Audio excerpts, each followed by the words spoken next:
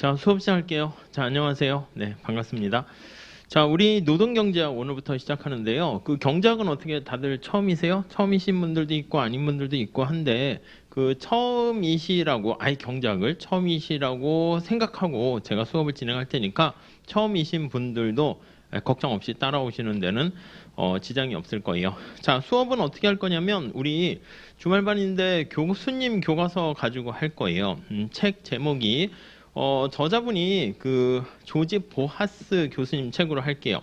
이게 이제 발음이 좀 애매한데 뭐 보르하스, 보리하스, 보야스 뭐 이렇게 하는데 제가 뭐 그냥 아는 분은 이제 야 보리하스 뭐 이렇게 그냥 해서 세게 그렇게 하는데 우리 책 역자 서문 앞에 맨 마지막 단락 첫 페이지에 가보시면 조지 보하스 해가지고 우리나라 말로 표현할 때 이제 원어민의 정확한 발음을 따라가긴 그렇죠. 그러니까 보하스 이렇게 통일해서 보시면 될 것 같습니다.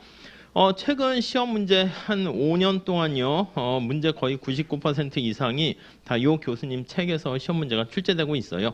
그 이유는 뭐냐면 교과서가 몇 개 있긴 한데 뭐 제 생각이긴 한데요. 시험 문제를 출제할 때 우리가 시험 범위가 있긴 한데 그게 애매해요. 딱 정해진 게 뭐 이렇게 국정교과서 같이 있는 게 아니잖아요. 그러니까 이제 노동경제 책이 몇 개 있는데 공통되는 부분의 타픽을 주로 이제 출제할 수밖에 없어요. 어떤 특정한 책이 있는 것을 문제를 내게 되면은 약간 좀 뭐 그런 게 있을 수 있겠죠. 그래서 이제 공통분모 파트를 내는데 최근에는 노동경제 책이 뭐 에렌버그 교수님 책도 있고 뭐 맥코넬 등등등 여러 책이 있는데 제가 이렇게 조사를 하거나 봤을 때는 거의 그냥 노동경제학 수업 시간에 이게 우리나라뿐만 아니라 외국도요. 요 책을 교재로 많이 쓰는 것 같아요. 그래서 아마 경제원론 하면 맹큐의 경제원론 들어 보신 적 있을 거예요. 그거 비슷하게 거의 이 책으로 통일되는 것 같아서 그냥 시험 범위는 요 책을 기준으로 보셔서 준비하시고 물론 이거 가지고는 우리가 이제 소위 말하는 브리타가 등장할 수도 있기 때문에 다른 교수님 책에 나와 있는 그 거의 겹쳐요. 70% 이상은 겹치긴 하는데 약간 다른 뭐 암기할 만한 약수령 뭐 그런 내용들이라든가 응용할 만한 그 응용하는 거는 뭐 기본적인 거는 겹치기 때문에 사실 문제가 안 되는데 그런 것들은 뒤에 다시 뭐 2기나 3기 때 뭐 아니면 그렇게 보충을 할 거예요. 1기 때도 조금 들어가긴 할 거고요. 자, 우리 수업은 그래서 이 책을 잘 챕터 1장서부터 우리가 공부를 하시게 되면은 아마 뭐 쉽게 노경을 정복하지 않을까 하는 생각을 해봅니다. 시험 문제가 굉장히 난이도가 좀 너무 쉽게 나오긴 했어요. 그래서 아마 올해 난이도로 하시면은 제가 봤을 때는 내년에 좀 피를 볼 수가 있어요. 그러니까 예외적으로 그러니까 2번 문제가 그냥 뭐 실업률, 고용률 구하는 그런 문제인데 살짝 거기서 좀 난이도를 높이는 제 개인적인 생각은 뭐 인적 자본 이론 뭐 이런 걸 조금 더 넣었어야 하지 않을까 하는 생각을 하는데요. 근데 이제 그냥 아마 선택 과목이다 보니까 뭐 요즘 시험 문제들이 다 어렵게 나오는 추세거든요. 오늘도 시험 본 게 있고 여러 가지 시험들이 뭐 이렇게 있는데 경제학 시험 문제들은 난이도가 적고 좀 올라가는 추세예요. 그래서 그런지 선택 과목이라는 특성을 반영해서 조금 점수를 주려고 이렇게 더 하지 않았을까 하는 생각을 해요. 그러니까 다른 선택 과목보다 공부를 해보시면 어떻게 나올지 모르니까 교과서에 있는 내용들은 다 해야 돼요.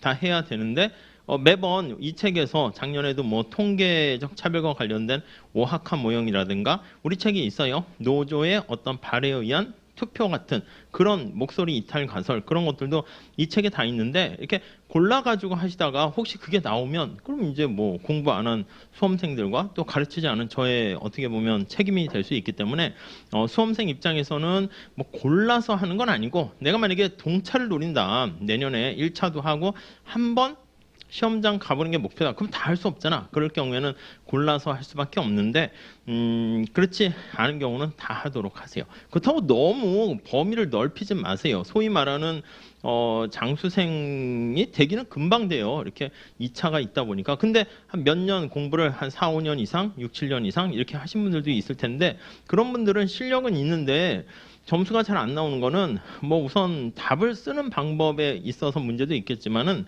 내용을 잘 아는데 범위를 너무 넓히기 때문에 그런 것도 있어요. 그러니까 우리 과거 기출 문제를 보면서 거기서 약간씩 좀 파생적으로 범위를 공부하시면 돼요. 뭐 그건 뭐 제가 잡아가지고 해드릴 테니까 잘 따라오시면 될 것 같습니다.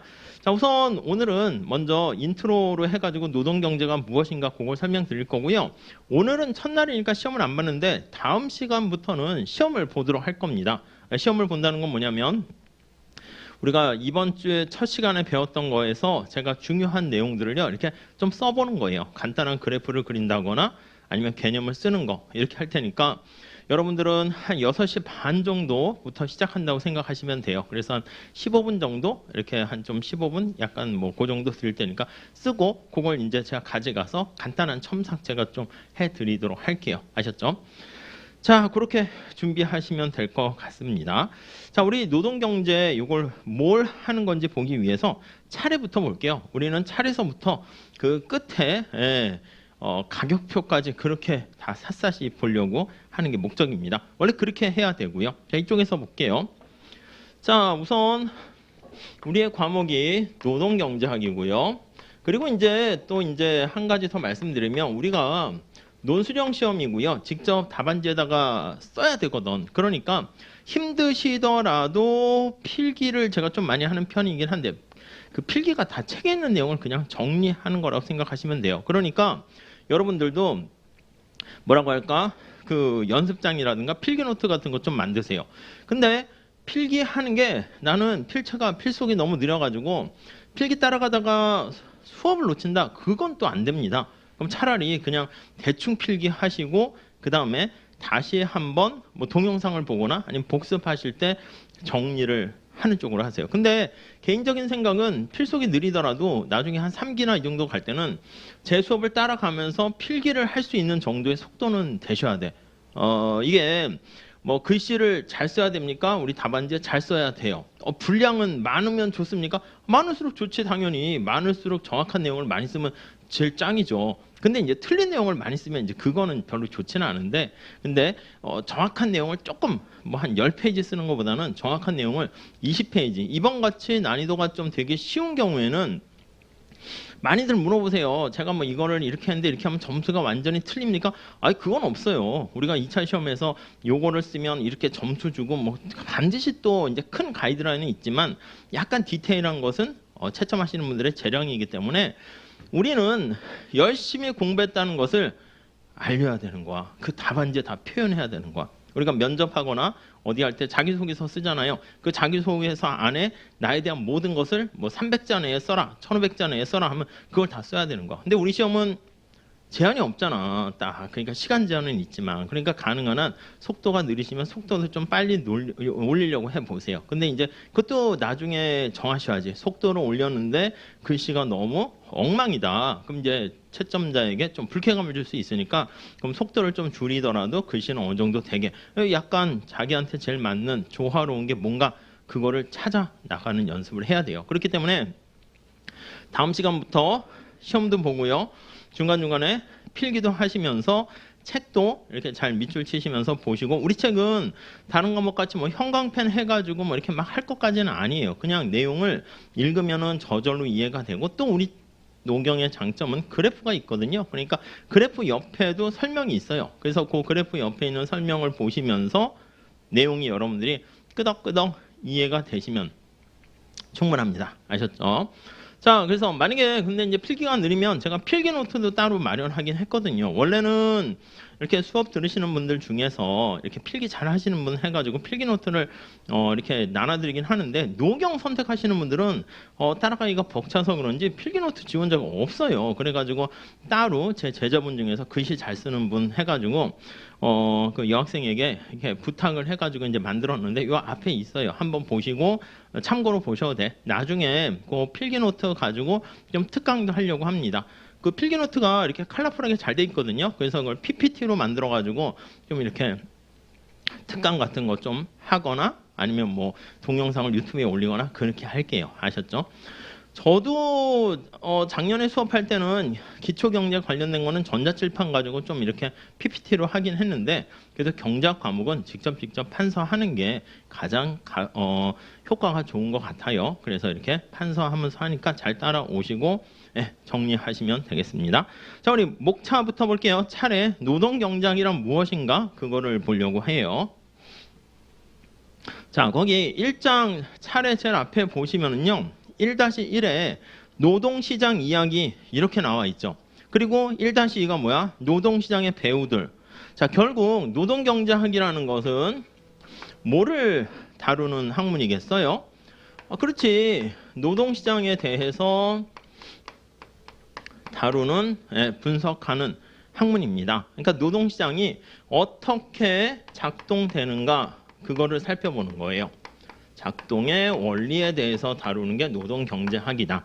그리고 차차 계속 말씀드리겠는데 우리는 시험을 보는데 이 교과서의 단점은 뭐냐면 원서나 교수님 교과서는 또 어떻게 외국 책들은 스토리를 이렇게 바로 정답을 던지지 않아. 그러니까 노동경제 하면 야, 너 노동시장 뭐 가봤니? 막 이렇게 하면서 재밌게 끌고 가는데 우리 답안지에는 약간 그렇게 미관식으로 나중에 정답을 쓰는 게 아니라 두관식으로 그냥 탁 정답을 때려야 돼요. 시험 문제에 만약에 노동시장이란 뭔지 논하시오 이러면 1번 그냥 아예 바로 그냥 뭐 의의 뭐 이런 거 다 그런 거 필요 없고 노동경제학이란 노동시장의 작동 원리를 다루는 학문이다.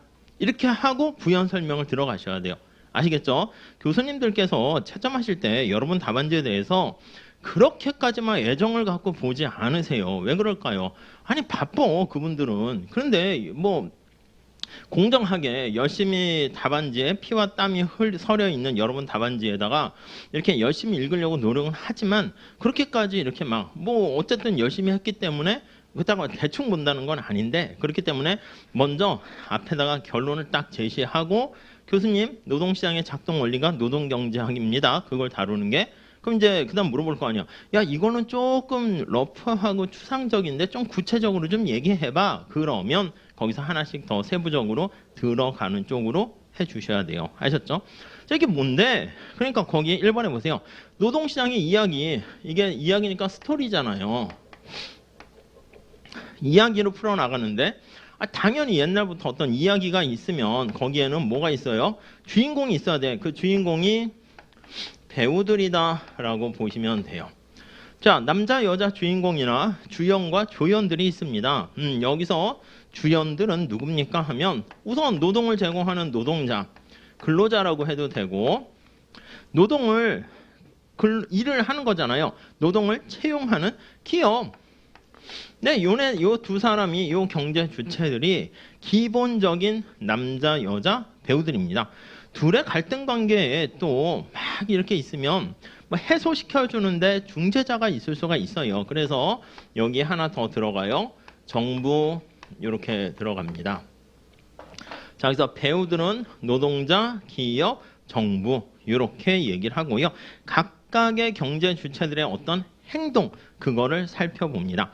자, 스토리가 펼쳐지는 장이 있어요. 무대가 있습니다. 그게 어디입니까? 그게 바로 위에 노동시장입니다. 자, 우리가 앞으로 계속 얘기할 건데 시장이다라고 하면 뭐가 시장이에요?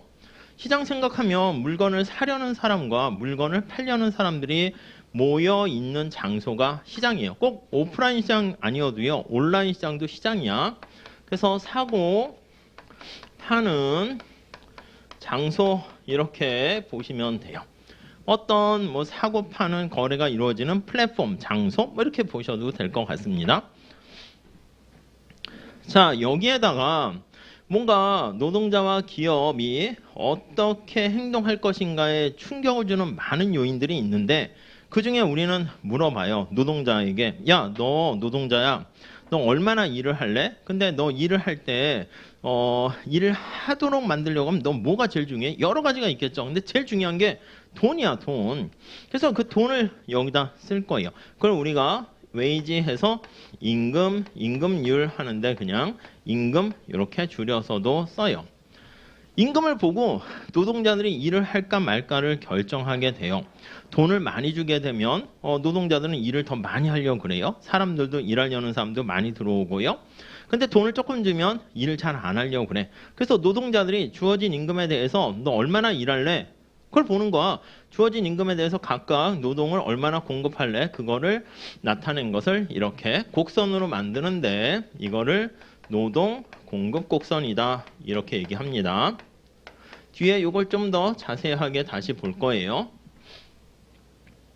기업은요 역시 임금 보고 노동을 수요하는 주체야. 채용하는 주체야. 야 이번에 삼성아 너 임금이 얼마로 주어져 있는데 뭐 최저임금이 10,000원 시간당 주어져 있는데 너 몇 명의 노동자를 채용할 거야?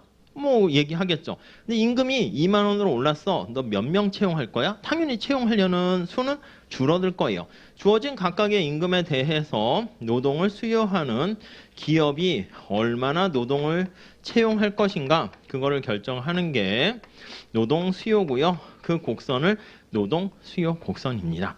경제학은요 기본적으로 나중에 말씀드릴 기회가 있겠지만 희소성이라는 데서 경제 문제가 시작해요.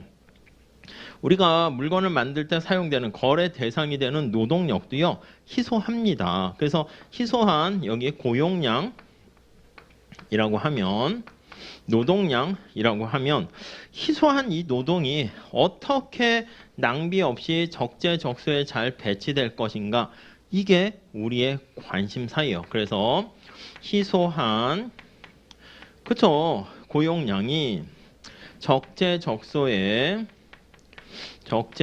적재적소라는 게 이제 낭비가 없이 효율적이라고 얘기할 거예요. 효율적으로 배분되는 과정 이걸 볼 거예요. 배분이 allocation이에요. 로케이션이잖아. 어디에 어떻게 배치될 것인가 뭐 이런 거예요.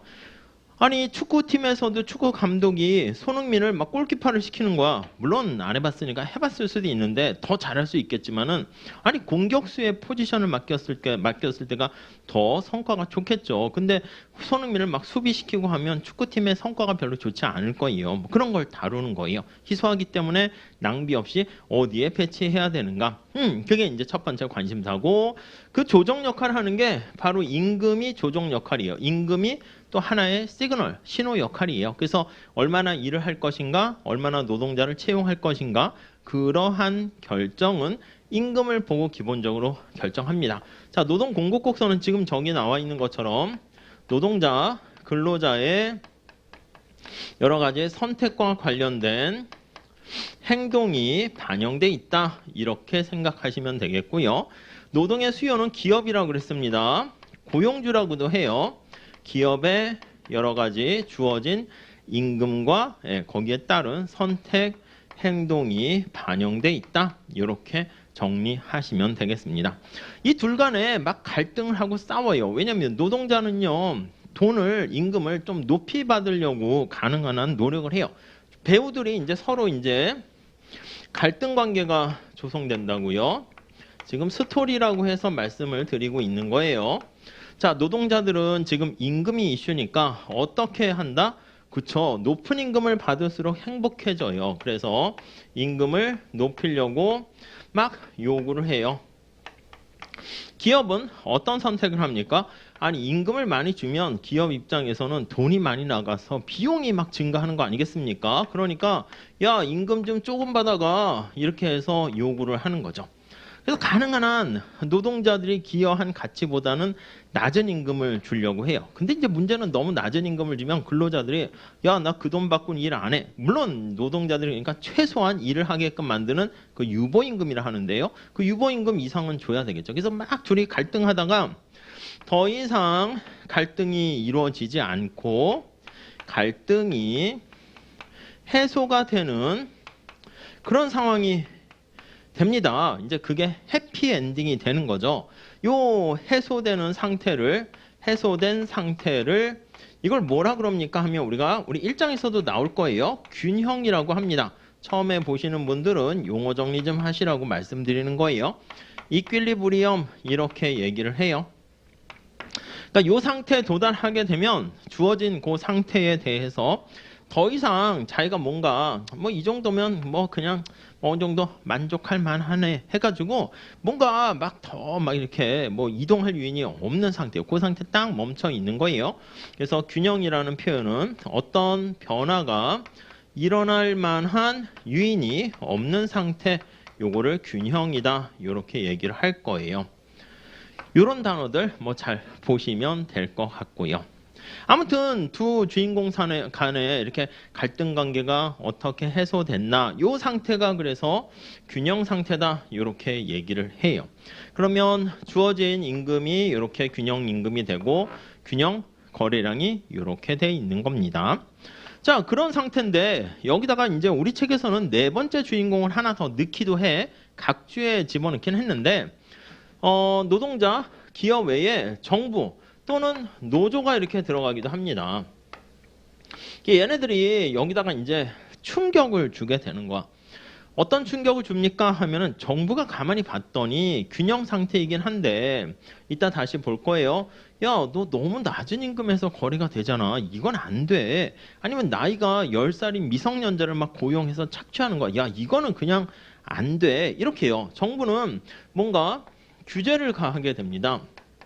이렇게 규제를 가하게 되고 그로 인해서 그 규제로 인해서 노동시장에 영향을 미쳐요. 규제로 영향을 미친다.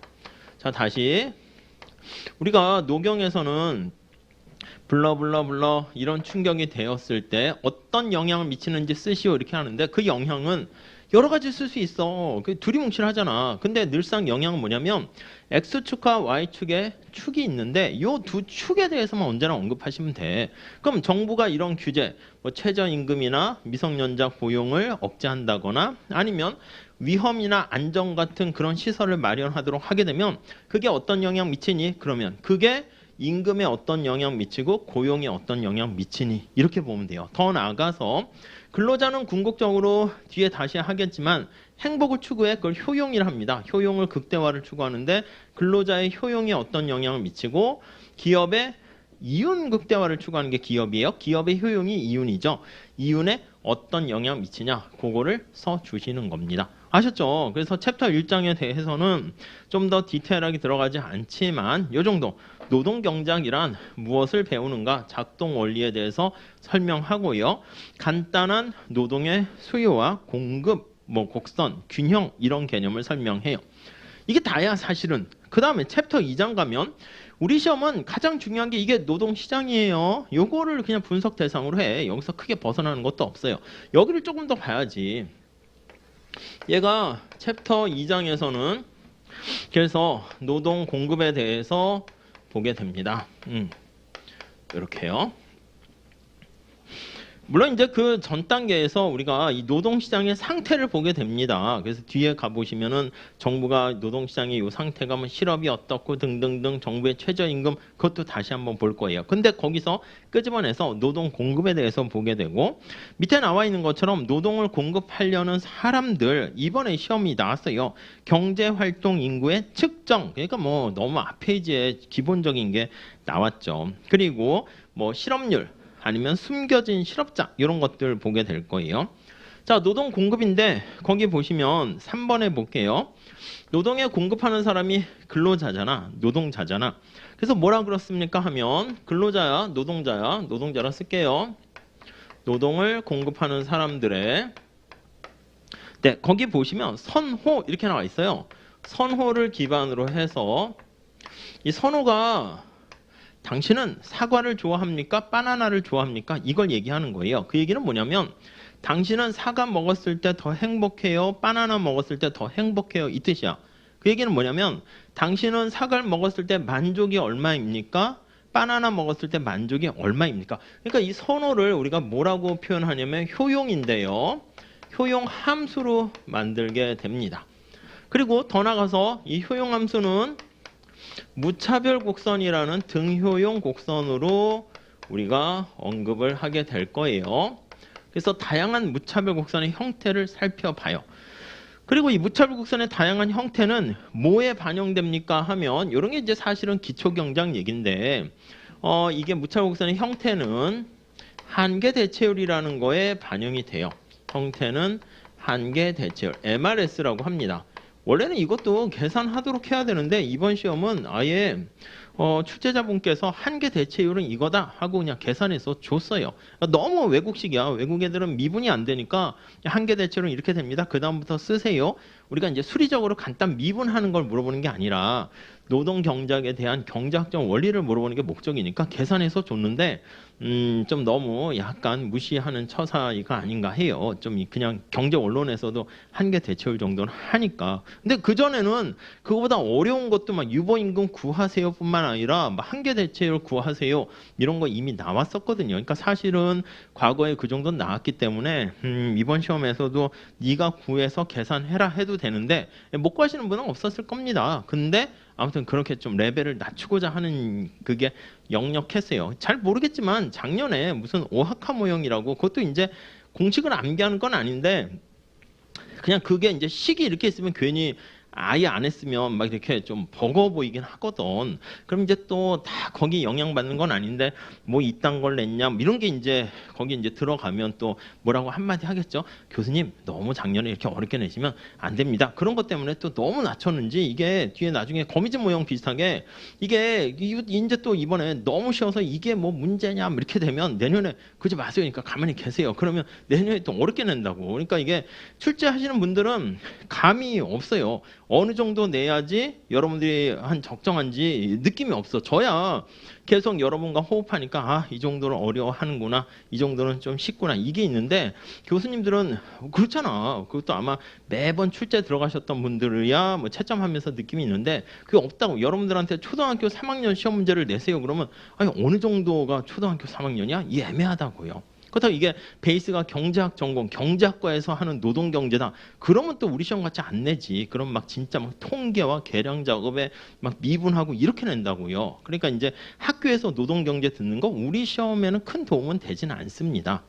너무 과하기 때문에. 우리 시험은 그냥 기본적인 그래프에다가 알고 있는 거를 친절하게 차근차근 잘 설명하면 되니까 사실은 우리 시험은 말이 노동경제학이지 노동경제는 원래 경제언론 배우고 2학년 때 미시것이 배우고 3학년 때 경제학을 분석하는 툴이 준비가 됐으면 그 위에서 막 이렇게 이제 하는 게 노동경제학, 뭐 산업조직론, 게임 이론, 화폐금융론, 국제경제학 이렇게 막 뻗쳐나가는 거거든. 그러다 이제 4학년 가면은 이제 좀 더 본격적으로 우리나라 경제 현 상황에 대해서 이렇게 한국 경제 정책론 뭐 이렇게 가게 되는 거죠. 그러니까 우리가 하는 시험은 레벨이 사실 우리 책에 나와 있는 연습 문제도 풀지 마세요.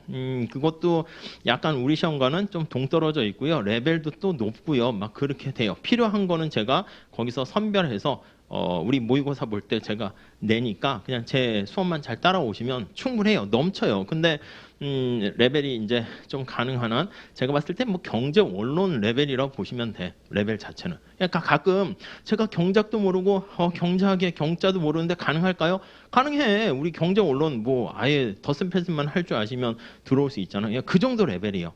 타이틀은 노동 경제학인데 수준은 경제 원론, 한 맨큐의 경제 원론 그 정도 수준이라고 보시면 돼.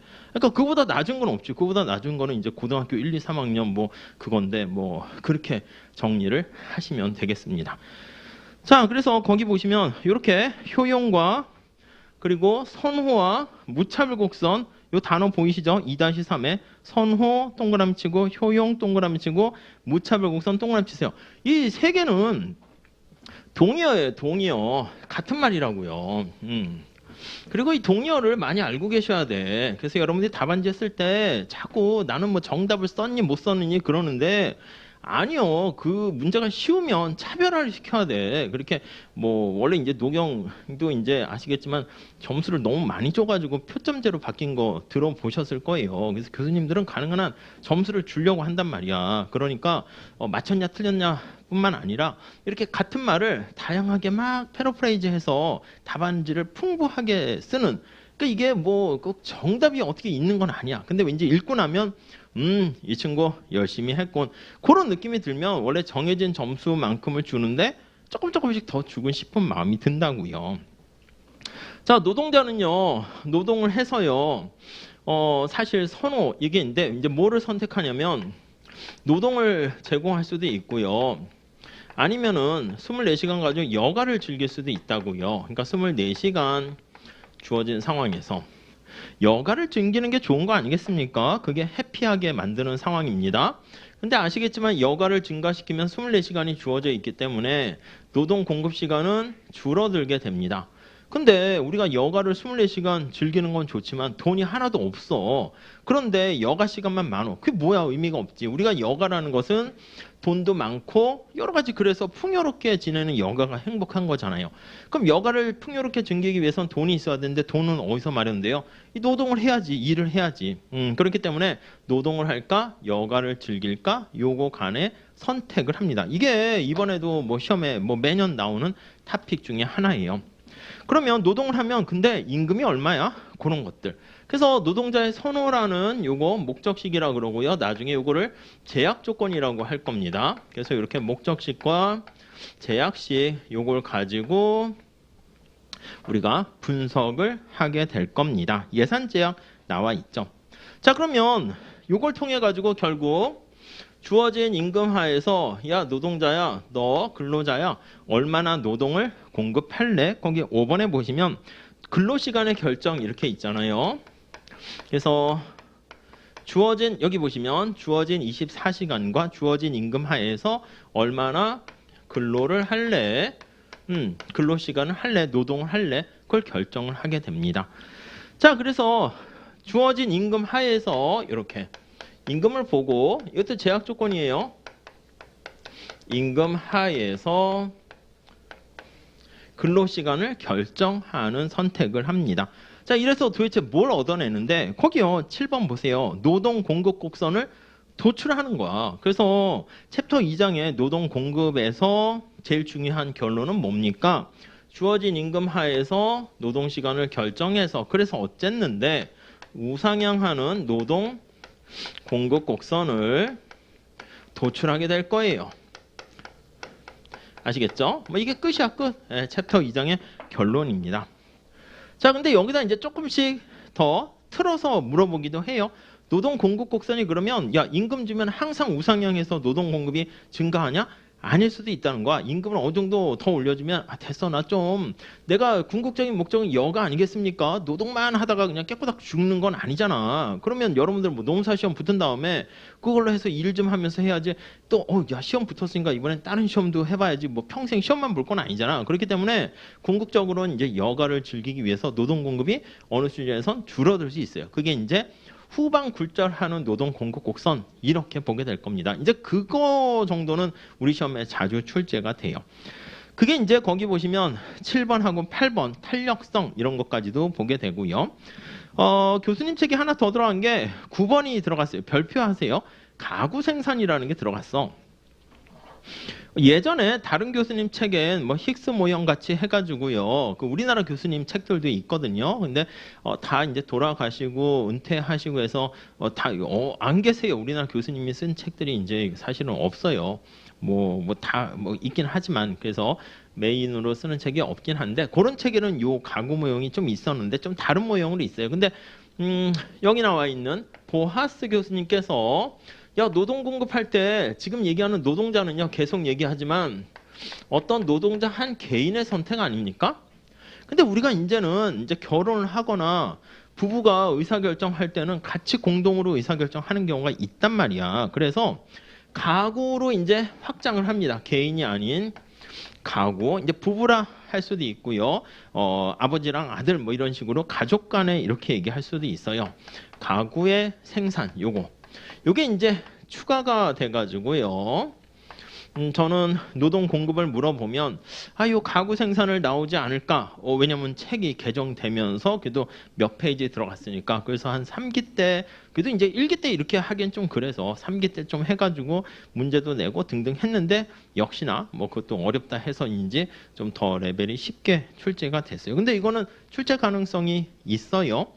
아직 나중에 보겠지만 우리 노경과 관련해서 우리 교과서의 이 토픽들 중에서 안 나온 게 너무 많아. 근데 이 안 나온 게 너무 많다는 게 할 게 많다는 게 아니라 그냥 지금까지 계속 노동 공급, 노동 수요, 그냥 노조, 차별 이거 네 토픽에서 세 개가 그냥 계속 몇 년째 반복되고 있어요. 그러니까 이제 약간 느낌이 있잖아. 그 다음에 조금 이제 딴 데로 튈 건데 그 뭐 이 토픽이 네 개 중에서 그냥 계속 반복되니까 뭐 사실 5개 골라주세요. 뭐 그렇게까지도 할 것도 없긴 했었어요. 근데 너무 좀 그래. 그러니까 이런 것들은 노동 공급 하더라도 나올 가능성이 있어요. 나중에 또 말씀드릴 것이고요.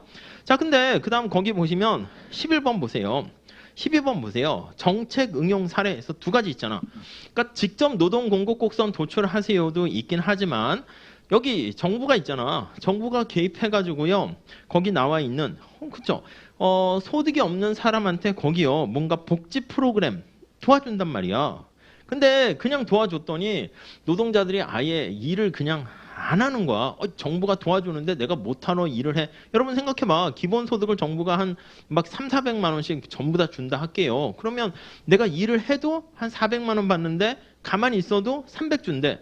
그럼 일을 내가 8시간씩 빡세게 해도 100만 원 더 받는 거잖아. 그러니까 됐어. 그냥 나 그냥 소확행 비슷하게 해가지고 그냥 그 정도로 하고 약간 그냥 여가도 즐기고 할래. 이렇게 할 수 있죠. 그러니까 일을 할 의욕이 없어지게 돼요. 그러니까 정부가 야 이래서는 안 되겠네 해서 가난한 사람을 도와주는데 근로 의욕을 저해하는 게 일반적인데 그렇지 않는 방법이 있을까? 해가지고요. 거기 보시면 12번에 해당하는 근로장려 세제라는 이건 작년에 세게 나왔습니다. 여기서 그 정도 보시면 돼요. 그리고 뒤에도 보면 2-14에 보면 또 장애급여와 경제활동 참여 등 그러니까 정책 응용 사례잖아. 그러니까 우리 시험 문제에서는 기본적인 이론은 노동공급 도출하세요. 노동수요 도출하세요. 이게 이제 기본적인 거고요.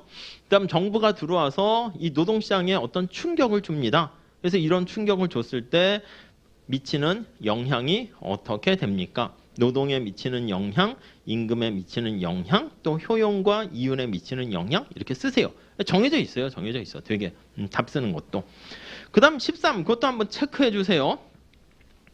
노동을 공급할 때 가구 생산 이게 이제 하나 추가된 것이고 그리고 나중에 하겠지만 생애주기 그러니까 우리가 노동을 공급할 때 지금 임금만 보고 지금만 생각하는 게 아니잖아. 그러니까 인생을 전체 설계한다고 라이프 사이클 해가지고 생애 주기에 걸친 인생 전체를 걸친 노동 공급 요거요. 요것도 이제 중요하게 됩니다.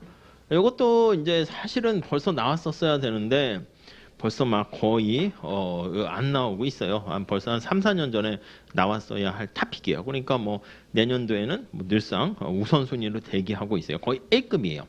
자, 이걸 다 하면 이제 노동 수요로 가. 노동을 수요하는 건 이제 기업이에요. 여러분 기업이 뭐예요? 기업이라는 게 이게 생산의 주체야. 경제학에선. 생산을 한다는 것은요. 노동과 자본과 같은 생산 요소를 가져다가요. 뭔가를 가공해서 변환시켜요. 사람들에게 판매해서 행복을 안겨다 주는 노트북이라든가 사과라든가 자동차 같은 것들을 생산합니다. 근데 왜 생산할까요? 기업이 그냥 사람들을 행복하게 그런 게 어딨어. 이기적인 존재라고 경제 주체들은 다. 그러니까 거기 보시면 이윤을 극대화하는 기업이다라고 보시면 되겠습니다. 자, 그래서 기업은 목적이 이걸 하는 거야. 거기 챕터 3장은 이걸 다루는 거예요. 이렇게 해서 챕터 3장은 노동을 수요한다. 이 수요에 대해서 살펴봐요. 자, 주인공은 이윤을 극대화 추구하는 기업이에요. 이윤 극대화를 추구하는 기업은 그쵸. 생산 활동을 해서 그 생산된 아웃풋을 시장에 내다 팔아가지고 판매해서 수입을 얻게 된다고요. 그러니까 먼저 생산을 어떻게 해야 되나? 그걸 봐요. 그게 첫 번째 생산 함수 이거예요. 여기서 생산 함수 이걸 보게 돼요. 이게 이제 기술이에요. 기술. 함수를 고려하여. 자, 그래서 생산 함수를 고려한다 그랬어요. 거기 2번 하고요. 3번에 장기, 단기 이렇게 나와 있어요.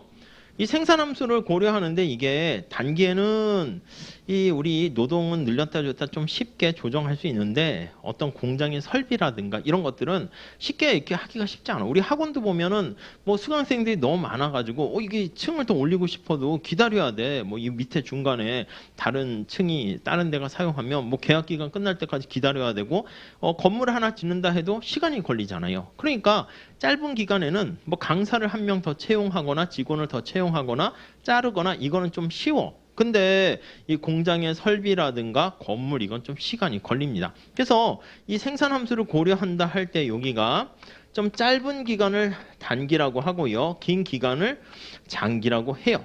근데 짧다 길다 이렇게 표현하면 좀 불충분하고요. 틀린 건 아니야. 그런데 고정 투입 요소가 있냐 없냐 이렇게 나중에 볼 거예요. 그런 생산 함수를 고려하여 이윤극대화를 추구하기 위한 요거요.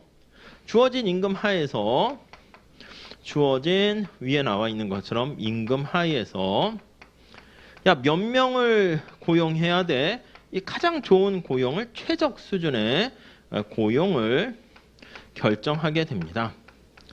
자, 이렇게 해서 얻어진 결론이 뭡니까 하면은 여기는 노동 공급 곡선 도출하는 것처럼 여기는 노동 수요 곡선을 도출한다. 이렇게 보시면 되겠습니다. 그래서 이쪽 파트에서 가장 많이 나오고 중요한 게 장단기 노동 수요 곡선을 도출하세요. 이렇게 얘기를 합니다. 자, 근데 우리가 노동 수요 곡선은 저렇게 주어진 임금하에서 우하향한다라는 거를 살펴봤고요. 근데 5번에 대체 탄력성, 6번에 어떤 게 노동 수요를 탄력적으로 만드는가? 뭐 그런 것들 보게 될 거예요. 거기 바로 밑에 3-6 밑에 노동조합 나와 있잖아요. 그것도 이제 거기 들어갑니다. 그래서 이제 여기에 이제 이걸 제대로 이해했는가? 그거 할 때 약간 노조 가지고 얘기합니다. 노조가 만약에 임금 인상을 요구한다 할게요. 임금 인상을 요구하면 그럼 기업은 어떻게 해요?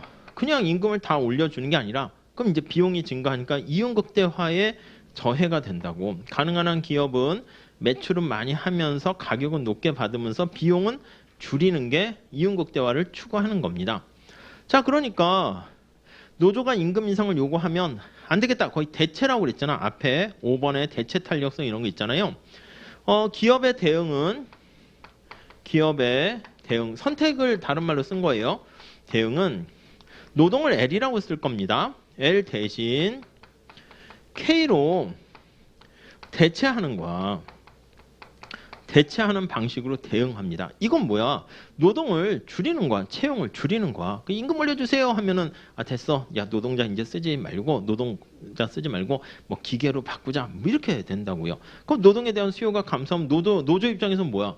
아니 임금만 올렸는데 노조 구성원들이나 이제 노동자들이 다 잘리게 되면 그건 행복한 게 아니죠. 그러니까 가능한 한 임금 인상을 요구하면서 좀 고용 감소가 좀 적게 되는 방법이 뭐 없을까? 그런 경우가 없을까? 그게 바로 거기 나와 있는 언제 노동 수요가 탄력적이고 언제 비탄력적인가 그런 것들 보게 돼요. 그것도 사실은 별표 마샬 힉스 법칙이라 해가지고 별표 5개 해야 돼요. 그건 우리 시험에 자주 출제가 됐습니다.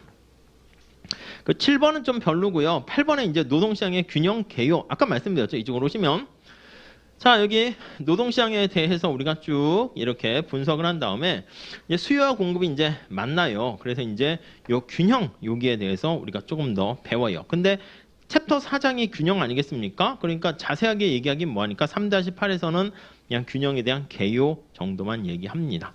역시 이제 정부 정책이 여기 들어갑니다. 거기 제목 3-9, 10에 보시면 정책 응용 사례. 지금까지 시험에서는 그냥 이렇게 거듭 말씀드리는데 노동 공급 도출하세요. 노동 수요 도출하세요. 여기 이제 기본적인 문제고 그 다음에는 거기 있는 것처럼 정부가 최저임금을 부과하게 됨으로써 임금을 인간한테 이 정도는 줘야지 노동자한테는 그럼 이제 기업은 임금이 올라가니까 고용 감소로 대응하게 되고 거기에 따라서 실업이 발생하는데 그 최저임금에 대한 효과 이런 거 이거는 과거에 한 3년 전에 시험에 세게 나왔습니다. 그래서 그런 것들 우리가 다루게 됩니다. 다음 챕터 4장은 자, 2개 배운 거를요 이렇게 착착 분해했으면 펼쳤으면 그걸 좀 뭔가 한번 종합적으로 아우르는 과정이 필요하죠.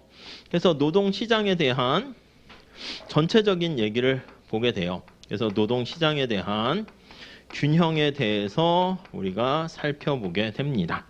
아시겠죠? 자, 그래서 1번 보시면 단일 노동시장에서 균형이 있고요. 근데 노동시장도 아니 이게 만약에 그냥 노무사 노동시장이다. 그럼 노무사랑 유사한 경쟁 관계에 있다라고 할 수 있는 어떻게 보면 뭐 변호사라든가 다른 뭐 법무사라든가 등등 경쟁 유사 뭐 자격증이 있을 수 있고요. 아니면 노무사와 이제 보완적인 그런 효과를 갖게 되는 그런 자격증도 있어요.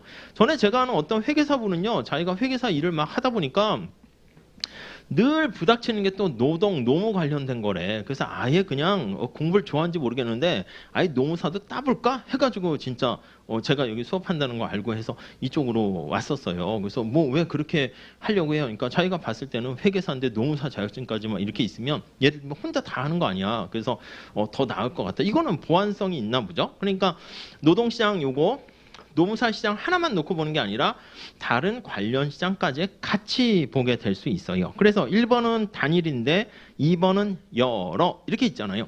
그래서 어느 하나의 시장만 놓고 보는 것을 우리는 부분 균형 분석이다. 이렇게 있고요.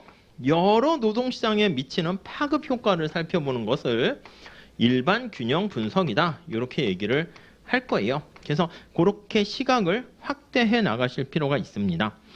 역시 4-3에 보면 이것도 시험에 나왔습니다. 정책 응용 사례. 그러니까 최근 5개년간 기출을 찾아보시면 지금은 아직 여러분들 뭐 기출이 뭐 나왔나 보기가 그래서 안 나눠드리는데 나중에 1기나 2기, 3기 뭐 우리 카페도 올라가 있으니까 보시면 되는데 그 급여세와 보조금, 급여세 효과 뭐 이거 나온 적 있어요. 그러니까 조금 더 들어가서 나올 수 있긴 하겠지만 아무튼 그 정도 보시면 되겠습니다. 또 4번도 보시면 4-4 법정 부과 혜택. 그래서 이제 급여세는 나왔으니까 보하스 책에서는 법정 부과 혜택이 있으니까 야 이거 나오지 않을까 해서 이제 또 열심히 강의를 했는데 역시 또 허무하게 뭐 그냥 실업률 구하세요. 뭐 이렇게 나와버렸어요. 자 노동시장에 이제 외부 충격이 발생합니다. 그래서 충격 중에서 우리나라야 이제 뭐 가끔은 이렇게 논의를 하자 하시는 분도 계시긴 하지만 외국에는 심하죠. 미국 거의 이민 효과 있잖아. 이민. 우리나라도 고령화, 저출산이 되면서 일하려고 할 수 있는 노동 가능 인구가 자꾸 줄어들어. 근데 경제 생활 수준을 유지하려면 누군가는 일을 해야 되고 우리가 숙련 기술 역할을 하게 되면 기술자 역할을 하게 되면 미숙련 역할을 해주는 노동자가 필요해. 근데 서로 안 하려고 그래. 그러니까 대기업은 막 이제 취업이 안 돼서 문제고 중소기업은 사람을 못 구하고 뭐 이러니까 야 동남아 노동자나 뭐 이런 사람들을 채용해가지고 아니면 이민을 받아들여서 물론 이민을 받아들인다 해서 아무나 다 개방해서 오세요 이러는 건 아니지. 여러분들이 뭐 캐나다 이민 간다고 저 갈래요 그럼 어서 오세요 이래요? 그게 어디 있어. 그냥 만약에 동남아에서 온다 그러면 이게 엄청 심사하지. 거기서 무슨 무슨 자격증 정도가 있는가, 기술이 있는가, 무슨 뭐 학위가 있는가, 아니면 어느 정도 뭐 사람이 괜찮은가 이걸 보고 하지. 뭐 범죄자들 잔뜩 이민 오면 그 말이 되겠습니까? 그건 아니지. 그러니까 우리가 생각할 때 이민하면은 막 이렇게 생각할 수 있는데 뭐 그건 아니지. 아무튼 이민을 받아들였을 때 5번 보세요. 노동시장에 어떤 영향을 미치는가? 그러면 나름대로 경장에서는요. 이민이라는 것은 이 교환을 하면서 사람들이 이동하는 거 적재적소에 막 이게 가게 되면서 효율성을 높인다고 봐요. 그래서 이민을 통해서 네거티브한 것도 있겠지만 뭔가 전체적으로는 남는 게 있다. 그걸 이민 잉여다. 이렇게 얘기합니다. 이것도 이제 굉장히 중요하죠. 그래서 이제 우선 순위로 하면 나올 게 얼마나 많은데요. 이것도 안 나왔죠. 이민잉여도 안 나왔죠. 그래가지고 사실은 뭐 늘 이렇게 1순위로 했는데, 물론 노동 공급하고 이제 수요 우리 이번에 나온 거는 그냥 그거는 연기 때도 다 해결되고, 극단적으로는 1차 경장만 해도요, 뭐 다 1, 2번은 다 풀 수 있는 거야. 이제 1차 때는 이제 노조 이런 건 안 해서 그렇지만은 뭐 거의 다 할 수 있는 거니까 조금 좀 심하게 너무 쉽게 나오긴 했죠. 자, 그다음에 7번 보시면 이제 미국의 사례인데 뭐 고숙련자의 이민이 왔을 때 뭐 나치와 소비에트 연방 등등등 거미집 모형 이렇게 있고요. 9번 보시면 수요 독점 노동시장을 분석하는데 우리는 경쟁이 굉장히 치열한 시장을 대상으로 보통은 하는데 현실에서는 독점적인 경우가 발생해요. 그래서 수요 독점 별표라서 이거는 역시 뚝딱하면 나와요. 벌써 뭐 그냥 출제 우선 순위로 하게 되면 벌써 기출은 많이 됐어요. 그래서 수요 독점. 그래서 여기서는 조금 더 해야 돼. 왜냐하면 과거 수요 독점에서는요 많이 출제됐는데 차별하지 않은 수요 독점 찾았습니까? 그게 이제 시험에 나왔어요. 근데 보하스 교수님 책에서는 완전 차별적인 수요 독점 그것도 이제 다르고 있어. 그러니까 나오게 되면 그거에 포인트를 맞춰서 또 보셔야 돼. 과거에는 차별하지 않은 수요 독점과 수요 독점 하에서 우리 최저임금을 연결시킵니다. 최저임금을 적용하게 되면 보통은 완전 경쟁 시장에서는 고용이 감소해서 실업이 생긴다 이렇게 해야 되는데 이런 수요 독점 하에서는 고용이 증가하는 좀 특이한 결과가 생겨요. 그렇기 때문에 수요 독점과 관련해 계산 문제도 나왔어요. 3년 전에는. 그러니까 좀 잘 보시긴 해야 됩니다. 자, 이렇게 한 다음에는 이제 노동시장과 관련된 몇 가지 정부의 이 규제라고 말씀드렸잖아요. 그런 얘기들로 들어가게 돼요. 이쪽으로 오시면 자, 챕터 5장에서는 뭐가 있습니까? 하면은 보상적 임금 격차. 그러니까 이 뒤에는 이렇게 쭉 한 다음에 전체적으로 수평축에 나타낸 이 앞에까지는 전부 다 노동 여기에 이제 관심이 있었으면 야, 얼마나 노동을 고용해야 돼? 너 얼마나 일을 할래? 이제 이렇게 됐으면 슬슬 이제 여기 수직축의 변수잖아. 그러니까 이게 두 개밖에 없다니까 우리의 관심사는. 다시 어떤 정부의 정책이 노동시장에 미치는 영향에 대해서 설명하세요. 그럼 막 노동시장 좋아진다, 싫어진다 이러면 안 돼. 틀린 얘기는 아닌데 우리는 좋아지는데 뭐 어떤 면에서 뭐가 좋아지는데 임금이 어떻게 돼? 고용이 어떻게 돼? 이걸 언급하셔야 된다고요. 그러니까 우리의 관심사가 두 주인공과 관련된 두 마리 토끼 타픽이 노동 고용과 임금이야. 이 임금에 대해서 우리가 살펴봐요. 임금이 완전 경쟁 시장에서는 동일 노동, 동일 임금 이렇게 돼요. 아니 근데 그거는 동일한 노동이라는 건 완전히 능력도 똑같다는 전제가 깔려 있는 거예요. 제가 축구를 만약에 한다. 공격수야. 그랬더니 제가 얘기해. 아니 손흥민도 공격수고 나도 공격수인데 왜 나는 손흥민 같이 연봉을 안 줍니까? 그럼 쟤 왜 저래? 이렇게 된다고. 아니 같은 공격수인데 똑같은 공격수야? 아니잖아. 너도 손흥민 같이 공을 많이 넣으면 그만큼 몇백억 줄게. 이렇게 되는 거잖아. 그러니까 현실에서는요. 동일 노동 동일 임금이 아니라고. 그리고 임금이 똑같지 않다고. 임금이 차이가 발생한다고. 왜? 그걸 보는 거야. 그래서 거기 보시면 임금이 격차가 발생하는데 왜 발생해? 야, 쟤는 말이야. 남들 일하기 싫어하는 곳, 우리가 소위 말하는 3D 환경에서 일을 한다 할게요. 더티하고 디피컬트해. 그 일을 수행하려면 굉장히 어려워요. 데인저러스해. 위험해. 목숨을 걸 수도 있어. 그런 장소에서 일을 하게 되면 뭔가 보상을 해줘야 되지 않겠습니까? 그래서 그러한 측면이 보상적 임금 격차다. 이렇게 보시면 되겠어요. 자, 그래서 우리가 거기 보시면 1절에 보면 위험 나오잖아. 이 3D 환경이죠. 데인저러스한 환경에서 일을 하면 여러분도 왜 노무사가 되려고 합니까? 여러 가지 목적은 있을 거예요. 열악한 노동시장에서 노동자들을 위해서 하는 등등도 있겠지만은 뭔가 사무직으로 뭐 이렇게 하는 건 좀 편안하고 우리가 이제 보통 꿈꾸는 게 뭐 구글이나 뭐 IT 기업에서 뭐 그런 거 있잖아. 막 이렇게 막 뭐 탁구도 치면서 뭐 자전거도 타면서 그냥 막 연봉도 높고 그런 게 어디 있습니까? 그러니까 아무튼 엄청 쥐어짜겠지. 잠깐 그 순간 사진 찍은 게 이제 뭐 놀고 있고 뭐 누워서 책 보고 이제 뭐 잠깐 그렇게 하겠죠. 아무튼 3D 환경에서 이렇게 보상을 해준다 보시면 되겠습니다. 자, 이걸 통해서 나타낸 뭔가 임금에 영향을 주는 요인들 여러 가지가 있겠죠. 그 중에서 거기 보시면 헤도닉 임금 함수 이런 걸 도출하게 될 거예요. 그러니까 여기 임금 할게요. 임금에 영향을 미치는 거 뭐 이런 거 여러 가지 있는데 여기 위험 이런 것도 영향이 있어요. 점점점점 이렇게 보게 될 겁니다. 자, 그래서 5-3에 보시면 생명의 가치는 얼마나 되는가? 이거 뭐 출제된 바는 없고요. 5-4 안전 및 보건 규제 이거는 자주 출제됐습니다. 그래서 이 3D 환경에서 일을 하는데 그냥 착취를 하는 거야. 그냥 그 위험한 만큼 보상을 적절히 안 해줘. 그럼 정부가 나서 가지고 야 이거 위험해. 안전의 반대가 위험이에요. 좀 안전한 환경으로 좀 해. 그리고 야 이거 환경이 열악하고 보건 상태가 깨끗하지 않아.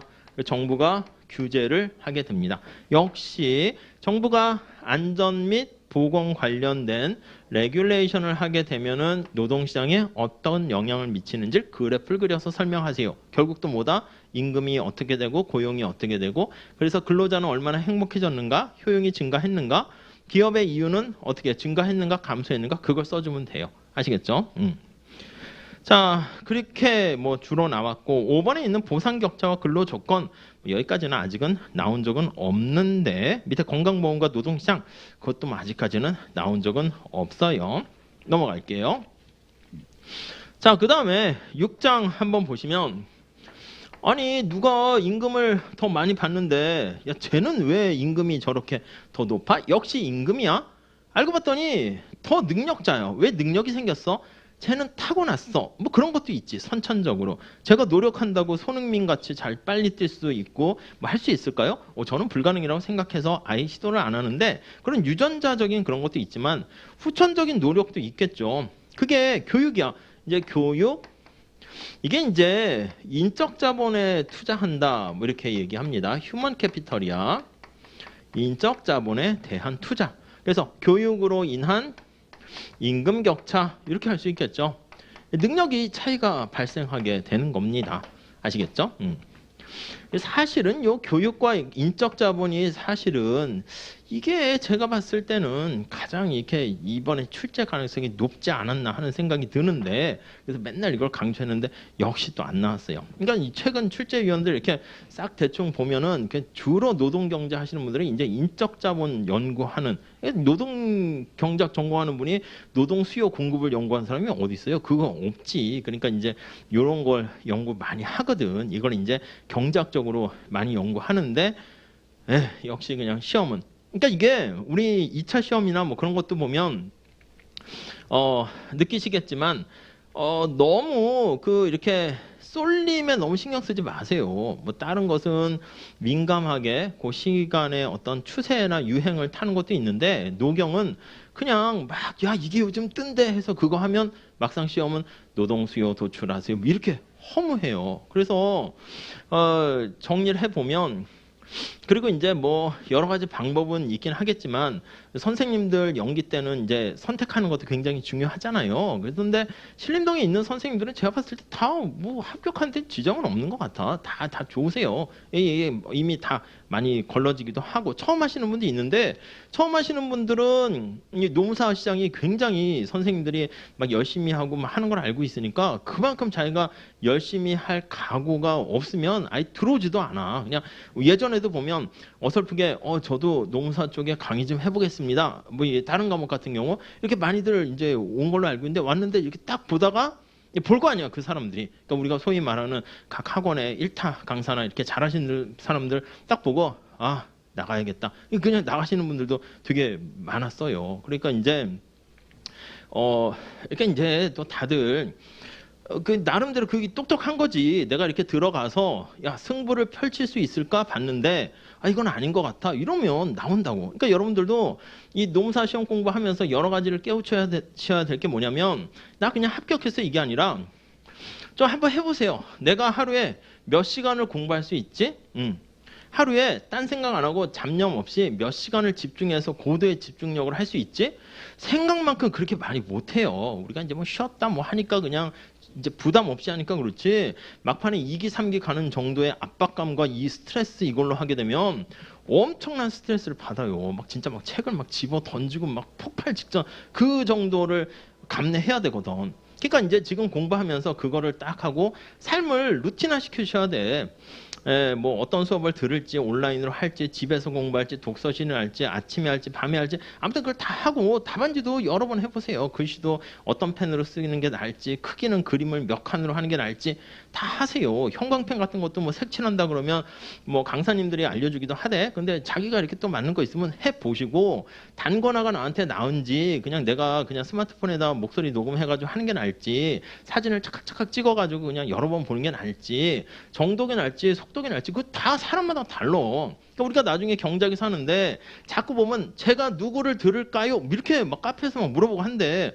그거 뭐야? 익명에 모르는 사람이 야 그 노동법은 짱 박사 들어라. 그러면 예 감사합니다. 저는 노동법도 안 하는데 막 감사합니다라니 그 말이 안 되잖아. 그러니까 그러게 가끔 이제 진짜 좋은 댓글을 다시는 분도 있지. 그럼 이제 그거는 여러분들이 선택에 이제 복을 받은 거야. 그럼 그분한테 감사하고 좀 잘 되기를 바라면서 선택하면 좋은데 그렇게까지 그렇게 막 공부하면서까지 막 카페에 들어가서 카페가 나쁘다는 얘기는 아닙니다. 근데 막 댓글을 친절히 달고 저도 바빠가지고 매일매일 들어가서 뭐 이렇게 꼭 관련된 분들 질문하시면 따박따박 못하는 마당인데 어디 수험생이 바빠 죽겠는데 그렇게 해요. 그러니까 그렇게 하지 마시고 직접 학원을 찾아가시고 가서 학원 위치랑 건물도 보시고 동영상도 이렇게 뭐 또 좀 보시고 그다음 강의하시는 스타일도 보시고 자기한테 맞는 걸 찾아가야지. 유치원생도 아닌데 어떻게 그렇게 합니까? 자기 스타일은 자기가 알잖아. 만약에 어떤 사람이 합격 수기를 썼는데 A 선생님 수업을 잘 듣고 했더니 저 이렇게 붙었어요. 그러면 내가 그 길을 가서 똑같은 점수가 되려면 그 사람하고 똑같아져야 돼. 그 사람은 막 알고 봤더니 IQ가 430일 수도 있고요. 괴물이어가지고 막 하루에 막 20시간 공부해서 그렇게 될 수도 있단 말이야. 근데 그런 걸 안 쓴다고. 그러니까 무조건 하는 게 아니라 아까 말씀드린 거죠. 알아봐야 돼. 신림동 근처에서 공부하시면 점심은 뭐 먹지? 이것도 빨리 정하셔야 돼요. 어디 가서 밥집이 뭐 있나 빨리 검색해서 먹어보셔가지고 정하세요. 그냥 그래서 아주 그냥 지겹도록 그 곰이 호랑이가 인간이 되려고 단군한 건 그 얘기 있잖아. 그것처럼 그냥 동굴에 들어온 거야. 여러분들이 무슨 맛있는 뷔페 차려놓고 즐기러 그게 아니거든요. 그러니까 빨리 해서 얼마나 어떻게 되는가 그걸 빨리 하셔야 돼. 그러니까 이제 그런 거를 어느 정도 이제 성공하신 분들이 또 노무사가 됐고 강의를 하겠다 들어오는 거기 때문에 딱 보면 안다고. 자기가 가지고 있는 역량과 그런 걸 봐서 이 노무사 시장에서 내가 승부를 볼 수 있을까?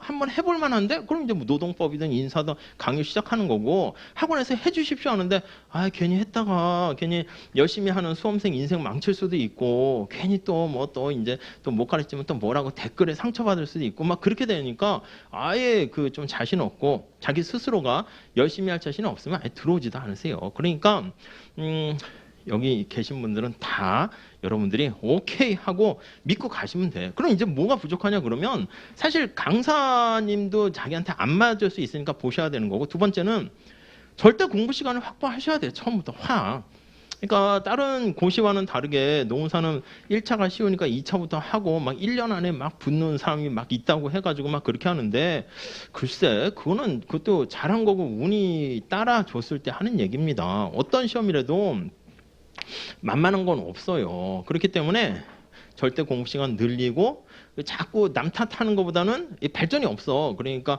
좀 이렇게 스스로도 돌아보고 물론 너무 또 자기 탓하면 우울해집니다. 가끔 저는 남 탓하셔도 돼. 뭐 쟤 때문이야. 뭐 이렇게 하는 것도 있는데 또 너무 남 탓하면 이게 뭐 계속 남 탓만 하다가 그냥 뭐 이렇게 돼요. 아무튼 정리를 하게 되면 임금 격차가 발생한 게 교육 때문이다. 이렇게 보시면 되겠습니다. 이게 굉장히 중요한데 이게 나왔었어야 되는데 이게 통으로 한 번도 시험 문제 나온 적이 없어요.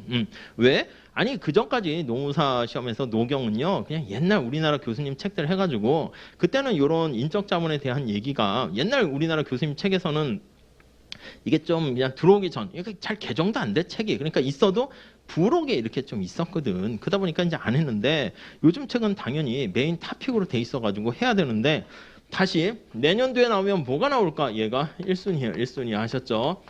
올해도 1순위였는데 저의 예측을 예상했나? 피해가려고 했는지 모르겠는데 아무튼 뭐 내년에 반드시 언젠간 아니라 내년에 나올 거예요. 그래서 거기 보시면은 약간 되게 경제학의 다양한 툴이 나와요.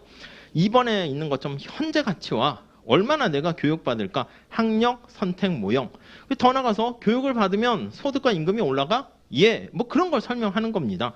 그래서 5번에 교육의 수익률 이렇게 얘기를 하게 됩니다. 거기까지 보시면 되겠고 9번에 보시면 요거에 대해서 반발하는 이론들이 등장합니다. 시그널링을 강조하는 신호 모형이 등장해요. 야, 너 말이야. 너 명문대 나왔다며, 뭐 하버드대 나왔다며, 야, 좋은 교육 받았겠네? 그래서 너 임금이 소득이 올라갔겠네? 야, 후천적으로 생산성이 올라갔어? 그렇게 생각하는 게 이제 전통적인 방법이었는데, 정보경제학에선, 야, 가만히 보니까, 야, 그냥 하버드 대학교, 뭐 서울대학교, 야, 가서 별로 배우는 거 없던데? 그러니까 하버드 대학을 갔다는 것은 애시당초 능력 있는 애가 간 거야. 그러니까 하버드 대학을 갔다라는 그 졸업장은 저 능력 있어요 시그널이고, 기업에서는 하버드 나왔으면 그냥 뽑는 게 얘가 하버드에서 뭔가를 제대로 교육받았겠지, 그런 거 없어. 그냥 애시당초 많은 지원자 중에서 대학에서 능력 있는 사람을 걸러주는 1단계 역할을 했을 거라고 보는 거야. 아니 기업도 바빠 죽겠지. 삼성에서 몇만 명을 채용하는데 일일이 막 자기소개서를 다 봐서 그렇게, 아유 그럴 상황이 빨리 이제 연구 개발해가지고 스마트폰 만들고 경쟁이 얼마나 치열한데. 그러니까 웬만큼 그냥 하버드 출신, 스탠포드 출신 뽑으면 다 잘한다 이거야. 그러니까 이게 졸업장을 따기 위해서 우리가 대학을 가는, 가끔 그러잖아. 아 이거 대학에서 배우는 것도 없고 졸업장 따러 가냐?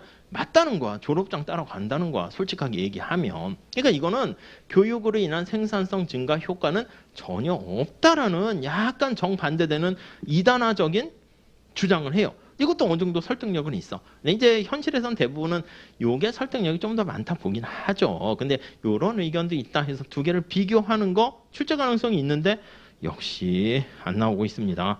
아직까지 안 나왔다는 거야. 내년에 반드시. 자, 그 다음에 챕터 7장.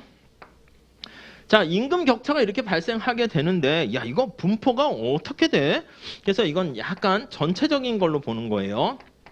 임금 분포 관련한 얘기를 봅니다. 그래서 이거는 7-1을 보시면 학교 마친 다음에 인적 자본, 우리가 이제 학교에서 배우는 거 말고 직업 훈련 같은 것도 하잖아요. 그래서 이제 주로 사내 훈련 누가 할 것인가? 삼성에 들어갔는데 삼성이 교육비를 대줄 것인가? 야야 교육은 네 돈 내고 해. 너 월급 받잖아. 이렇게 할 것인지, 또 연령 소득 곡선 뭐 등등, 아니면 7-4의 훈련 프로그램 이런 거. 그러니까 이건 학교 교육이면 이건 이제 직장, 학교 이후의 교육을 얘기합니다. 그리고 이제 크게 보면 거기 7-5를 볼게요. 소득에 대한 불평등도 이거요. 이거 늘상 이제 언제나 중요한 거죠. 그래서 이제 요걸 측정하는 로렌츠 곡선이라든가 지니 계수라든가 교과서에 조금 언급이 있어요. 그것도 이제 보통 경제 원론에서 좀 하긴 하는데 우리 노경에서는 워낙 중요한 게 빠져 있지만 그래도 뭐 나와 버리면 뭐 교과서에 딱 있으니까 뭐 안 할 수는 없어요. 그래서 소득 불평등의 정도를 측정을 해서, 많이 들어보셨죠? 개천에서 용난다라는 얘기가 요즘은 수전 논쟁뿐만 아니라 이렇게 되고 부의 대물림 이런 것 때문에 개천에서 용이 없어지고 있대요. 뭐 그런 것들 뭐 비슷하게 얘기를 할 수 있어요. 그래서 7-8에 가보시면 왜 이런 임금의 불평등이 심해지고 있어 해가지고 거기 뭐 몇 가지 있죠. 공급 곡선의 이동, 국제무역, 기술 변화가, 기술이 있는 숙련 편향적인 기술 변화 이런 것 때문에 그렇다는 겁니다. 거기다가 이제 세대에 걸친 불평등, 부의 대물림과 관련된 뭐 그런 것들도 이슈가 돼요. 이것도 중요하죠. 근데 이제 많이 밀려요. 뭐 지금 워낙 문제가 노동 수요 공급에서 그냥 끝나버려가지고 막 이런 게 아예 출제도 안 되고, 이거는 지난번에 한번 나오긴 했는데, 챕터 8장도 이거 중요한데 저 이민 관련해서 또 볼 수가 있고요. 요것도 이제 출제 가능성이 있어가지고 좀 강조를 했는데 역시 자, 역시라는 말은 무슨 뉘앙스가 있냐면 교과서에 있는 거는 다 해야 돼. 어디서 나올지 모르니까. 그래서 우리는 다 할 거야. 그리고 이제 수준도 어느 정도 높게 최고의 노경 이런 거 수준을 지향하면서 하는데 수준은 너무 이렇게 허탈하게 나오고 있어요. 물론 이번에만 좀 그랬고 작년에도 뭐 그렇게 허탈할 정도는 아니고 재작년도 그렇게 허탈할 정도는 아니고, 문제가 주제가 좀 쉬웠다는 얘기지. 근데 거기다 자기가 알고 있는 거를 잘 녹여서 내면 뭐 당연히 차별화를 시킬 수 있어요. 교수님들 입장에서는 뭐 이렇게 뭐 그냥 맞았냐 틀렸냐 그러려면 객관식으로 보지 못하러 주관식으로 봐요. 객관식으로 40문제 해버리면은 그냥 다 그냥 끝나는 거잖아요. 1차 같이. 근데 주관식이라는 건 여러분들의 논리적인 흐름 설명하는 거, 그걸 보기 위한 게 있는 거거든요. 자, 그래서 노동 이동 보시면 인적 자본 투자로서의 이동, 이 인적 자본 투자하는 것도 사실 거기 보시면 이동도 거기에 해당됩니다. 근데 이제 거기서는요 8-3에 가족 이주 요게 좀 출제되지 않을까 할 수 있어요. 그래서 밑에 부속된 체류자, 부속된 이주자 뭐 그 정도 좀 보면 좋지 않을까. 그리고 밑에 이민자의 자기 선택 나와 있고 5번에 이민자의 동화 현상 해서 코호트 효과 찾으셨습니까? 그게 좋은데 이게 답안지를 쓰기가 좀 어려워요. 내용을 쓰기가. 그리고 이제 문제도 약간 내기는 좀 그렇긴 한데 약간 이게 코호트라는 게 집단이라는 겁니다. 그래서 약간 요것도 조금 보실 필요는 있긴 해요. 노동 이동 자체가 뭐 크게 아직 나오진 않고 있어서. 자, 다음에 챕터 9장에는 차별. 이것도 임금 격차가 발생하는 거야. 만약에 그 로이의 모형 같은 것도 출제 가능성이 있는데, 아니 내가 우리나라에 있으면 임금이 그냥 3천만 원 받아. 미국에 가면 나의 재능을 갖고, 아니면 손흥민 같은 경우 우리나라에 있으면 연봉이 한 2억인데 유럽 가면 연봉이 200억이래. 가야 돼요, 말아야 돼요? 가는 거지. 그래서 이동도 다 임금 격차의 원인이 될 수가 있어요. 자, 더 나가서 차별, 노동시장에서. 자, 이 차별이 왜 일어나냐? 그런 거에 대해서 우리가 막 보는 건 아니고 이게 노동시장에서 편견이잖아요. 3번 볼게요. 차별의 정도를 나타내는 게 2번의 차별 개수인데 고용주가 차별을 할 수 있어. 사장님이 그냥 백인만 좋아해. 흑인 싫대. 뭐 그럴 수 있겠죠. 자, 그런 거에 대한 분석을 하는 거야. 그래서 백인만 임금을 더 줘. 또 동료가 차별하기도 합니다. 아니 백인 노동자들이 사장은 아닌데 동료로서 흑인 동료를 싫어합니다. 고객이 싫어할 수 있어. 보험 상담을 받는데 흑인 노동자가 이렇게 가서 보험 상담했더니 백인 그 고객이 찡그리는 거야. 저 바꿔줘 이렇게 하는 것이죠. 자, 그리고 이제 이런 차별은 약간 개개인들의 어떤 편견에 의한 약간 차별이라고 볼 수가 있고요. 편견에 의한 차별. 그게 아니라 이제 경험상 거기 통계적 차별이 있잖아요. 통계적 차별.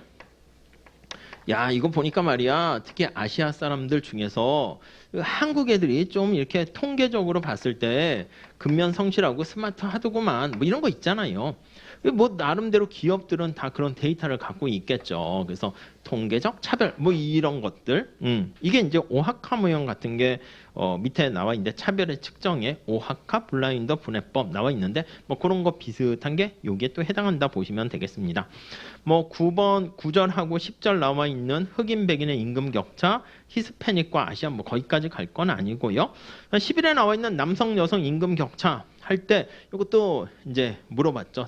작년이네. 그러니까 뭐냐면 이게 차별이 순수한 편견에 의한 차별인지 앞에 나와 있는 거죠. 아니 능력자야. 능력이 더 뛰어나게 되면 그거는 정당한 사실 임금 차별이거든. 임금 격차거든. 그러니까 임금이 차이가 발생했는데 그게 차별 때문인지 정당한 요인에 의한 격차인지 그걸 분해하는 거. 그것도 오하카 모형 비슷한 겁니다. 그게 시험에 나왔어요. 넘어갈게요. 작년에 나왔나? 그랬죠. 자, 그 다음 챕터 10장. 노조 이거는 이제 보게 됩니다. 이번에도 노조 나왔고 최근 유행은 요거 차별하고요. 여기 나와 있는 노조가 번갈아 가면서 출제되고 있어요. 그러니까 이제 노동의 수요 공급 그게 한 절반 이상 차지하고요. 그다음에 얘가 나오면 노동의 수요 공급하고 노동의 수요 공급 지금까지는 그랬어요. 그 전에는 노동의 수요 공급 보상 임금 격차. 그러니까 이제 나올 만한 게 이제 많이 있긴 하죠. 근데 이번엔 노동 수요 공급 실업률 구하세요. 그러니까 갑자기 쫙 이제 맥이 빠지는 건데 실업률도 계산을 보통 1차 때도 하는데 숫자를 좀 작게 주는데 이번엔 숫자도 좀 크게 줬어. 그래가지고 어떤 분은 혹시나 해가지고 계산기를 들고 갔대. 그러니까 이게 나와가지고 계산기 뚝뚝 해서 계산이 쉽게 됐는데 어떤 분은 이게 나눗셈도 잘 안 하니까 숫자가 막 1800 이렇게 나오면 또 잘 안 되거든. 그리고 이제 숫자가 보통 경제학 계산에서는 늘상 계산 문제가 뭐 소수점으로 이렇게 되지 않아요. 그러니까 다 계산해봐서 좀 숫자는 복잡해도 깔끔하게 떨어지게 나오거든. 그러니까 이제 수리적인 문제도 이렇게 하다가 막 안 깔끔해져 갈수록 그럼 이제 그만해야 돼. 자기가 틀린 거야.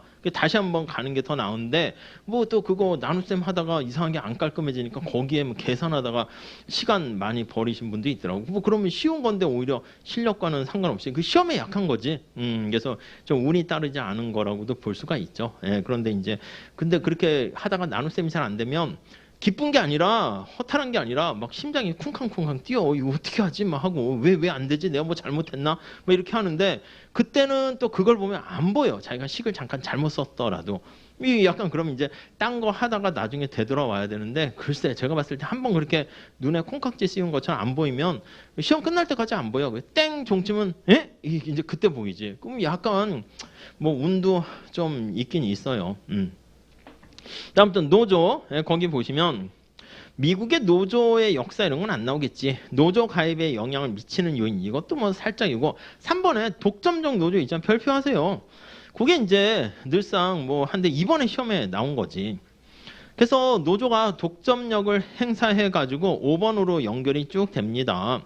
근데 노조가 있으면 당연히 경작에선 이게 근로자의 이익을 대변하는 거긴 하지만 경제 전체에서는 바람직할까요? 이게 바람직하지 않다고 봐. 그래서 10-4에 보면 비효율적이다 이렇게 해요. 이번에 낸 게 이제 그거야. 독점적 노조와 관련된 비효율성. 예, 또 거기다가 이제 효율적 교섭까지 뭐 써준 분이 있는데 뭐 그것도 괜찮을 것 같긴 하고 뭐 문제가 너무 쉬웠기 때문에 그래서 가능한 한 3번, 4번, 5번 다 써주면 좋아요. 그 다음에 뭐 파업과 노조의 임금 효과 등등 있는데 뭐 큰 탑픽거리는 아닙니다. 그래서 노조 관련해 가지고 과거에도 5번 자주 나왔고 이번에 3번 나왔고 그렇습니다. 그 다음 챕터 11장은 언제나 인센티브가 중요하죠. 그래서 유인급여 이런 표현을 씁니다. 그래서 거기 보시면 사람들은 인센티브에 반응하는 선택을 하거든요. 그래서 개수급하고 시간급 요거에 대한 얘기.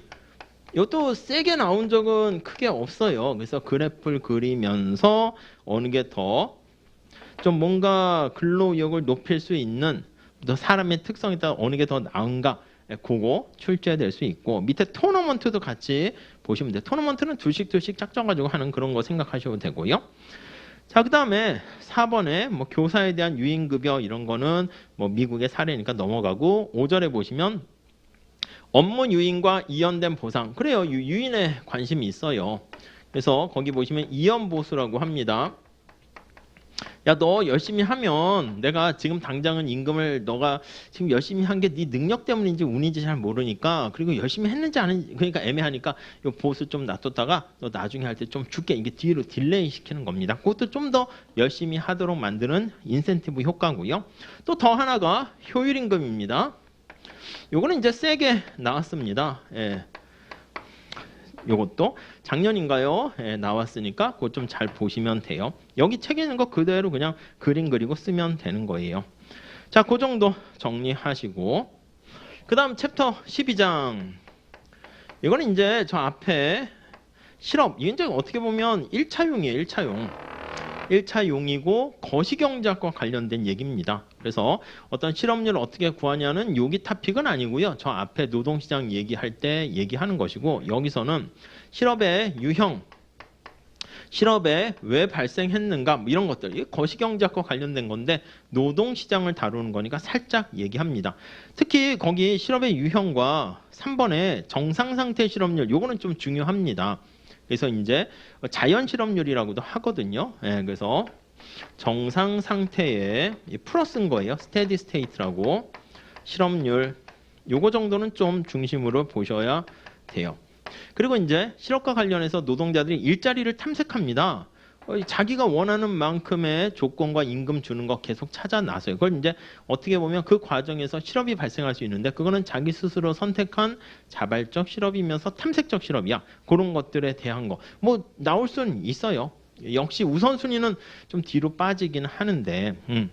자, 그 다음에 6번, 7번, 8번 효율임금과 실업 그거는 출제될 수 있어요. 왜냐하면 우리 시험이 효율임금이 많이 나오는데 요거 쓰세요 했는데 그거랑 같이 해가지고 거기 보시면 비태만 경계곡선 나와 있죠. 비태만 노동공급곡선이라고도 해요. 근데 이건 풀어가지고 우리 책에서는 경계곡선. 왜냐하면 노동공급곡선하고 이제 약간 구별하기 위해서 이름을 그렇게 다르게 붙였습니다. 그리고 밑에 9에는 필립스 곡선 해가지고 실업률과 인플레이션을 같이 연결한 거의 자연 실업률 나오잖아요.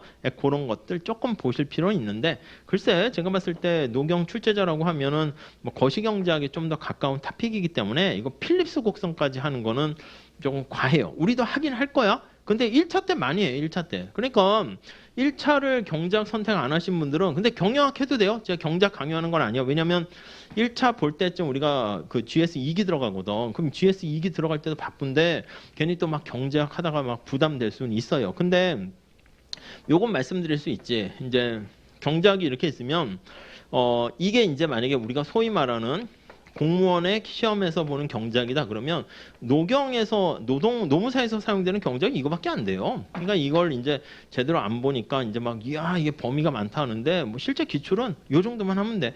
그 중에서 노경과 겹치는 게 한 요 정도 이렇게 돼요. 더 되지 이렇게 돼요. 그래서 우리가 앞에서 했던 계산 문제라든가 그런 거는 1차 때 되게 연습을 많이 합니다. 물론 2차 때도 하긴 하겠지만 그래서 좀 한번 내가 만약에 학부 때 경제학과를 졸업했거나 경제학 전공했거나 경제학을 좀 들은 적이 있거나 아니면 노경 2차에서 계산 문제라든가 뭐 이런 것들 뭐 좀 하겠다 하면 1차 해도 되고 근데 그게 아니라 왜냐면 노동법도 잘 하고 뭐 이렇게 하게 되면은 그냥 뭐 1차 때문에 우리가 막 부들부들 긴장할 건 아니기 때문에 열심히 하면 붙을 수 있기 때문에 그렇게 가져가지고 근데 뒤에 가면 스트레스가 이제 좀 받을 때니까 경영학은 사실은 조금 애매해. 제가 봤을 때 난이도가 너무 쉽게 지금 또 나오고 있는데 경영학하면 거기에 우리 막 회계학도 들어가고 다 들어가거든. 그러면 이제 거의 막 시험 문제가 뭐라고 뭐 가맹거래사니 뭐 경영지도사 이 정도 수준이어가지고 그렇지 뭐 경영학이 이제 좀 난이도가 높은 게 회계사 이런 거 있거든. 거기까지 안 올라가서 그런 거지. 물론 우리 시험도 마찬가지예요. 이게 공무원 수준도 아니에요. 그래서 뭐 회계사, 뭐 간평사, 공무원 뭐 보험계리사 있으면 노무사는 레벨이 1차도 되게 좀 낮아요. 그러니까 이제 저는 추천하긴 하는데 그것도 아까 얘기했잖아. 자기 상황에 맞춰가지고 한 GS 연기를 들어보세요. 이 정도 딱 들으면 그다음 기본적인 1차와 관련된 기출 아니면 서점에서 제 책 있잖아요. 기출 문제인데 그거 넘기면서 아마 거의 절반 이상은 풀 수 있을 거예요. 그래서 그렇게 하시면 되는데 이제 단점은 하나 있어. 제가 1차 수업을 그러니까 또 이런 것도 있어요. 예전에 아니 저 녹용할 건데요. 학원에서는 자꾸 경영학을 하래요. 첫 번째는 와서 보니까 경제학 하시는 분이 없어. 1차 경제학을. 그러니까 학원 입장에서는 뭐야? 이 친구를 종합반으로 해야 되니까 경영이 좋아요. 이런다고. 그러니까 학원에서는 자기 학원에 마땅한 강사가 없으면 이 과목은 나쁘고 저거 선택하세요. 이렇게 얘기하는 거지. 그래가지고 아니 왜 경제학이 자꾸 범위가 많다고 자꾸 이상한 소리 하지? 봤더니 그냥 제대로 1차 강의하시는 분이 없는 거야. 근데 제가 이제 1차를 하다 보니까 그 수업을 많이 들으세요. 온라인으로 듣지 주로 또. 그런데 그렇게 해서 옛날에는 경제학이 한 4문제만 받아도 6문제만 맞아도 이렇게 막 꽈락을 넘겼거든요. 근데 요즘은 경영학 못지않게 막 이렇게 물어보잖아. 1차 시험 보신 분한테 몇 점 받았어요? 물어보면 다 맞았어요. 하나 틀렸어요. 90점 이런 사람이 너무 많아져가지고 표점이 깎여. 그러니까 예전에는 표점이 많이 올라갔는데 표점 올라가는 그 이득은 많이 사라진 것 같아요. 근데 물론 이번에는 조금 그래도 잘 못 받는지 표점이 좀 올라가긴 했어. 근데 이제 위에 받은 점수에 있는 분들은 뭐 경영만큼 10점, 20점 깎이고 막 그렇게 하더라고요. 그러니까 이제 저는 1차 붙는 게 되게 두렵고 막 이렇습니다. 그러면 편안하게 경영학 하시고 야, 그냥 이 정도 또 못하지는 않겠지. 뭐 이렇게 하고 하면 그냥 어차피 2차 대비로 관련돼 있으니까 뭐 그냥 하시면 될 것 같고 그렇습니다. 이번에 나왔던 1번 시험 문제 여가 노동의 선택이라든가 이거는 우리 노무사 시험에서도 나와 있는 1차에 나와 있는 그런 문제였어요. 2번도 그렇게 되고요. 자, 목차 이렇게 말씀드렸는데 전체적인 큰 그림 가져가셔야 돼요. 그래서 누군가가 물어봐. 뭐 그러니까 다른 선택 과목도 마찬가지지. 야, 너 인사 아니면 뭐 경조 뭐 하는 과목이야? 뭔가 얘기를 해줘야 되잖아. 야, 노경 뭐 배우는 과목이야? 그러면 살짝 요 그림이 떠오르면서 이거 이렇게 배우는 거 여러분들이 설명을 하실 줄 아셔야 돼요. 아셨죠? 그래서 우리 다음 시간에 시험 볼 때 뭐 그거 할 거야. 챕터 1장 자체가 그거지만 노동경제학이란 뭐를 다루는 학문인가 쓰세요. 이렇게 하면은 그 쓰는 연습 뭐 그 다 예고하고 시험 문제 냅니다. 그러니까 뭐 그거 자꾸 고민을 해 보신 분과 그렇지 않은 분이 차이가 있어요. 아셨죠? 자, 여기까지 하고 잠깐 쉬었다 하도록 할게요.